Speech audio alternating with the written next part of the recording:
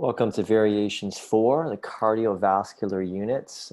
In this video, we're going to cover questions 8 to 11 and then question 13. So we're covering overview of angioplasty, angiography, a couple other interventions here, CABG real quick, fibrinolytic therapy. We're going to skip 12 for pathway of electrical cardiac conduction because we're going to lump that in with 14 when we talk about ECGs. But we will have a little bit of a chance to talk about question 13 in this video, and that's cardiac output. So let's get right on it here with the angios. We'll talk about question 8 to 10.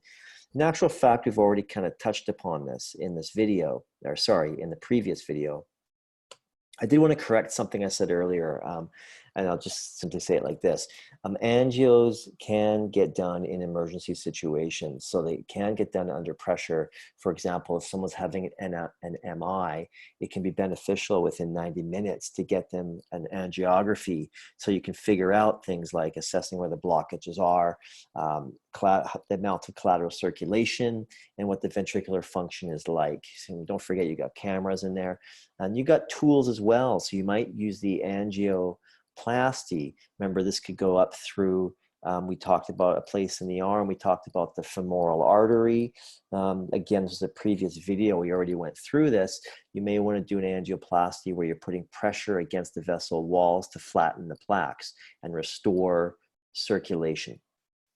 So these could get done either prophylactically, at a more relaxed time, or they can get done in an emergency situation if we have the time to do that. In terms of the considerations around angios, especially if we're talking about what's been the mainstay entrance point of the femoral artery, and still seems to be out there quite a bit, then these considerations around the circle here, the monitoring the site, the maintaining pressure, supine, and vital signs, we've talked about already in a previous video. And there should be a facility protocol for that.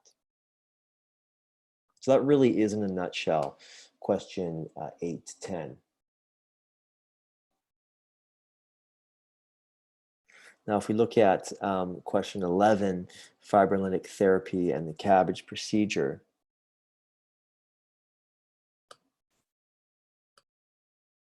so with the fibrinolytic therapy, if you get to an MI within 6 hours, you can use this IV fibrinolytic to dissolve the thrombus and restore circulation. Obviously, you're going to be monitoring your cardiac function very closely. IV heparin to prevent a new clot from forming. And of course, part and parcel to all that is monitoring for bleeding. In terms of the CABG, the coronary artery bypass graft, so what happens here is that, I've got a picture of that here. So this person has a blockage here in one of their major coronary arteries. So what they've done is they've taken a vein either from the arm or a saphenous vein from the leg. They've harvested a fairly superficial vein from the arm or leg. They've opened up the chest cavity, they've gone in there, and they have attached this to a point where the circulation is before the clot and bypass the whole area into a major vessel such as the aorta. So the blood just carries on through and bypasses the whole deal.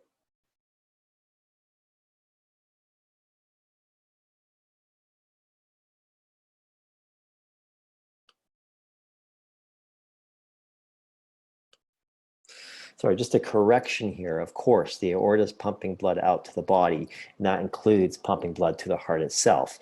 So sorry about that. The blood would be coming from the aorta, pumping out of the heart from the aorta back into this vessel, bypassing the clotted area or plaquey area and going into, so yeah, they attach it to a place that is proximal to the flow of blood to the narrowed area. They bypass it and then rejoin at a distal point past the narrowed area. So again, blood flowing from the heart into the aorta, out of this vessel here, and back into the coronary artery, having bypassed the narrowed area.